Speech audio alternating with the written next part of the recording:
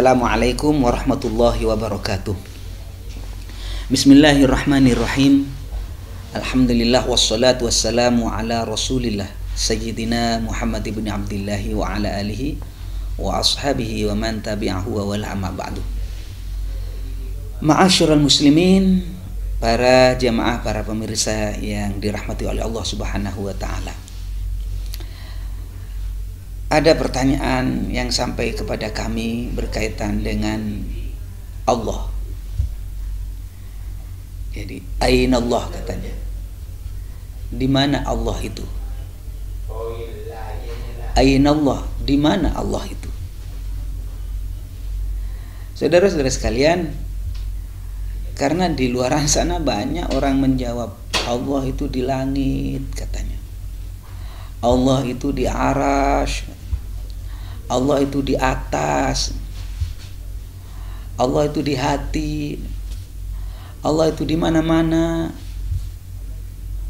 Dan ternyata mereka menyampaikan jawaban itu didasari oleh Al-Quran, didasari oleh Al-Hadis. Maka jawaban sebenarnya seperti apa sih?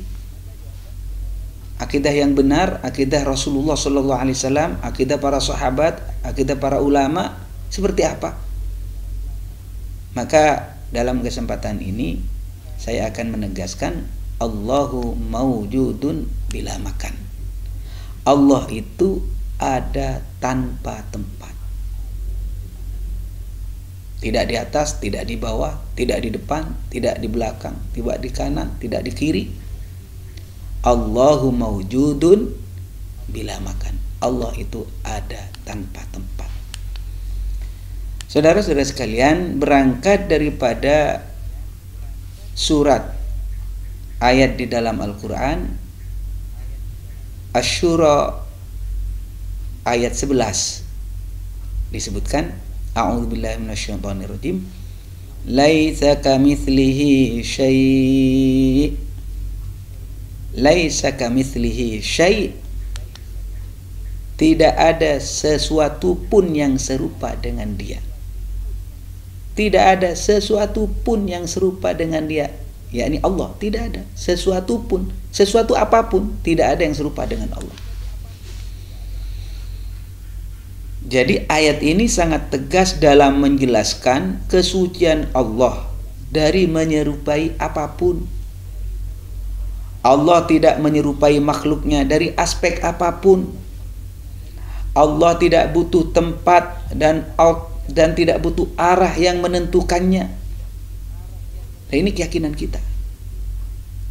Sayyidina Ali ibn Abi Thalib karramallahu wajhah pernah menyampaikan di dalam kitab Al-Farqu Bainal Firaq, kana Allahu wala makan wa huwal an ala ma alaihi kan. Allah Subhanahu wa taala itu ada sebelum adanya tempat. Kana Allahu wala makan. Allah Subhanahu wa taala itu ada sebelum adanya tempat, sebelum adanya langit, sebelum adanya arasy, sebelum adanya depan, sebelum adanya belakang, sebelumnya ada kanan, sebelum ada kiri. Allah itu kana Allahu wala makan. Allah itu ada sebelum adanya tempat. Wa huwal an ala ma alaihi kan. Dan keberadaan Allah sekarang seperti keberadaannya sebelum adanya tempat. Karena itu saudara-saudara sekalian, kita akan mengatakan Allah itu ada, titik. Tidak bisa dinisbatkan di depan, di belakang, di kanan, di kiri, di arasy, di langit, tidak bisa. Saudara, di dalam ayat yang saya sebutkan tadi, laisa kamitslihi syai', tidak ada sesuatu pun yang serupa dengan Dia. Ayat ini menjadi dalil sifat Allah mukhalafatuhu lil hawaditsi. Allah tidak menyerupai makhluk-makhluknya. Sifat ini kita kenal di dalam ilmu tauhid sebagai sifat salbiyah, yaitu sifat yang menafikan sifat-sifat yang tidak layak atau sifat yang tidak pantas bagi Allah Subhanahu wa taala. Karena itu mustahil bagi Allah menyerupai makhluk yang mempunyai ruh seperti manusia, seperti jin, seperti malaikat dan lain-lain. Allah juga mustahil menyerupai benda-benda padat atau benda jamat, baik benda yang ada di atas maupun yang ada di bawah. Saudara-saudara sekalian, kita tahu makhluk. Apa makhluk itu? Jadi Allah itu berbeda dengan makhluk. Apa makhluk itu? Makhluk itu ya selain Allah. Tetapi kalau kita rinci, makhluk itu ada benda, ada sifat benda. Ada a'yan atau benda, ada a'rad atau sifat benda. Nah, kalau kita bagi, benda itu terbagi menjadi dua. Pertama, al-jauharul fard, yakni benda yang tidak dapat terbagi lagi karena telah mencapai batas terkecil. Itu benda. Ada kita sebut dengan jisim, yakni benda yang dapat terbagi menjadi bagian-bagian. Agak besar lah. Ada juga makhluk itu bentuknya sifat, yakni sifatnya benda. Sifat benda seperti bergerak, diam, naik, turun, bertempat, berarah, depan, belakang, kanan, kiri, berubah. Itu termasuk sifat benda dan itu bagian daripada makhluk. Berdiri, duduk, dan lain sebagainya. Ini termasuk sifat benda. Dan bahkan saudara-saudara sekalian, kalau kita mau rinci lagi, jisim itu terbagi menjadi dua, yakni benda latif atau benda halus, ada benda kasif. Ya, benda latif itu contohnya sesuatu yang tidak dapat dipegang oleh tangan seperti cahaya, kegelapan, ruh, angin, dan lain sebagainya. Ada benda kasif, yang di benda padat, yakni benda yang dapat dipegang oleh panca indera, yang bisa dipegang oleh tangan seperti manusia, tanah, benda-benda padat dan lain sebagainya. Maka saudara-saudara sekalian, dalam hal ini ayat yang berbunyi laisa kamitslihi syai', tidak ada sesuatu pun yang menyerupai Allah. Ayat di atas menegaskan kepada kita bahwa Allah tidak menyerupai makhluknya. Itu para jemaah. Jadi sudah barang tentu Allah itu bukan al-jauharul fard, bukan benda latif, bukan benda kasif, bukan benda yang halus, bukan benda yang kasar, bukan benda yang paling kecil. Dan Allah juga tidak boleh disifati dengan sifat-sifat benda seperti diam, seperti bergerak, bertempat, dan lain sebagainya. Dan ayat ini laisa kamitslihi syai' cukup sebagai dalil bahwa Allah itu ada tanpa tempat dan tanpa arah. Ini para jemaah sekalian.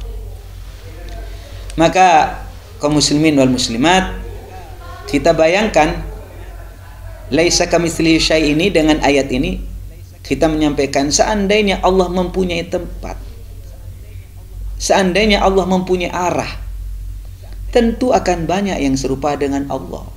Padahal kita sudah sepakat laisa kamitslihi syai', tidak ada sesuatu pun yang menyerupai Allah. Karena dengan demikian Allah mempunyai dimensi, kalau ada yang sama dengan Allah. Karena dengan demikian Allah mempunyai dimensi, Allah panjang, lebar, punya kedalaman. Sedangkan sesuatu yang mempunyai dimensi, maka ia adalah makhluk yang membutuhkan kepada yang menjadikannya dalam dimensi tersebut. Ini para kaum muslimin wal muslimat. Kadang-kadang kita bertanya, mungkinkah akal menerima kesimpulan bahwa Allah itu ada tanpa tempat dan arah? Sebelum kita merujuk kepada Al-Quran, sebelum kita merujuk kepada Al-Hadis, secara akal, mungkinkah akal menerima Allah itu ada tanpa tempat dan arah? Saudara, mari kita kutip di dalam hadis rawahul Bukhari disebutkan an Imran bin Husain radhiyallahu anhuma qala Rasulullah sallallahu alaihi wasallam kana Allahu wa lam yakun syai'un ghairuh. Kana Allahu wa lam yakun syai'un ghairuh. Allah ada pada zaman azali. Kana Allah ada pada zaman azali, yakni keberadaan tanpa permulaan. Dan belum ada pada saat itu sesuatu selain Allah. Belum ada. Belum ada surga, belum ada neraka, belum ada langit, belum ada bumi, belum ada arash, belum ada planet, belum ada apapun. Dikatakan di dalam hadis, kana Allah sudah ada. Walam yakun syai'un ghairuh. Dan tidak ada sesuatu siapapun selain Allah, tidak ada. Maka saudara-saudara sekalian, hadis ini memberikan penjelasan bahwa Allah itu ada pada zaman azali, yakni keberadaan tanpa permulaan, ketika tidak ada sesuatu apapun selainnya, seperti angin, cahaya, kegelapan, arash, langit, manusia, jin, malaikat, waktu, tempat, dan arah. Sebelum adanya itu, Allah sudah ada. Karena itu saudara-saudara sekalian, dengan demikian berarti Allah itu ada sebelum terciptanya tempat dan arah. Allah juga tidak berubah dari wujud yang semula, yakni tetap ada tanpa tempat dan arah, karena berubah adalah ciri-ciri dari sesuatu yang baru atau makhluk. Ini saudara-saudara sekalian. Dan sekarang apabila akal dapat menerima bahwa Allah ada sebelum terciptanya tempat dan arah, maka tentu saja akal dapat menerima wujudnya Allah tanpa tempat dan tanpa arah setelah terciptanya tempat dan arah. Sekarang arah sudah ada, benar nggak? Tempat sudah ada, ya tempat semuanya. Ada langit, ada bumi, ada arash, ada gunung, ada lautan, ada atas, ada bawah. Ini sudah ada. Sebelum keberadaan ini, Allah sudah ada. Dan keberadaan Allah seperti itu, tidak berubah.